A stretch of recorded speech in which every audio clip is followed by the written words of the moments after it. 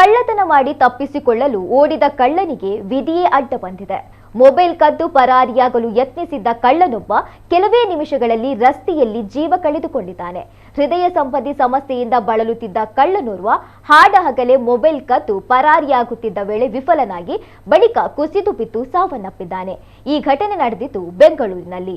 ಜುನೈದ್ ಮತ್ತು ಅರ್ಬಾಜ್ ಎಂಬ ಇಬ್ಬರು ಕಳ್ಳರು ಸ್ಕೂಟರ್ನಲ್ಲಿ ಬಂದು ವ್ಯಕ್ತಿಯೊಬ್ಬರ ಮೊಬೈಲ್ ಅನ್ನ ಕಸಿದು ಪರಾರಿಯಾಗಲು ಯತ್ನಿಸಿದ್ದಾರೆ. ಈ ವೇಳೆ ಮೂಟೆಯನ್ನ ಹೆಗಲ ಮೇಲೆ ಹೊತ್ತು ಬರುತ್ತಿದ್ದ ಕಾರ್ಮಿಕನೊಬ್ಬ ತಕ್ಷಣ ಎಚ್ಚೆತ್ತು ತನ್ನ ಕೈಯಲ್ಲಿದ್ದ ಮೂಟೆಯನ್ನ ಕಳ್ಳರತ್ತ ಎಸೆದಿದ್ದಾನೆ. ಪರಿಣಾಮ ಸ್ಕೂಟರ್ ನಿಯಂತ್ರಣ ತಪ್ಪಿ ಕೆಳಗೆ ಬಿದ್ದಿದ್ದು ಕಳ್ಳರು ಸ್ಕೂಟರ್ ಅನ್ನ ಅಲ್ಲೇ ಬಿಟ್ಟು ಮೊಬೈಲ್ ಅನ್ನ ಎಸೆದು ಪರಾರಿಯಾಗಿದ್ದಾರೆ.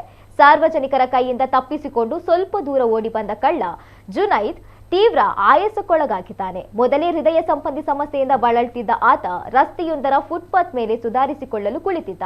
ಕೆಲವೇ ಕ್ಷಣಗಳಲ್ಲಿ ಕುಸಿದು ಬಿದ್ದು ಮೃತಪಟ್ಟಿದ್ದಾನೆ. ಮತ್ತೋರ್ವ ಆರೋಪಿ ಅರ್ಬಾಜ್ನನ್ನ ಪೊಲೀಸರು ವಶಕ್ಕೆ ಪಡೆದಿದ್ದಾರೆ. ಈ ವಿಡಿಯೋ ಇದೀಗ ಸಾಮಾಜಿಕ ಜಾಲತಾಣದಲ್ಲಿ ಭಾರಿ ವೈರಲ್ ಆಗ್ತಾ ಇದೆ.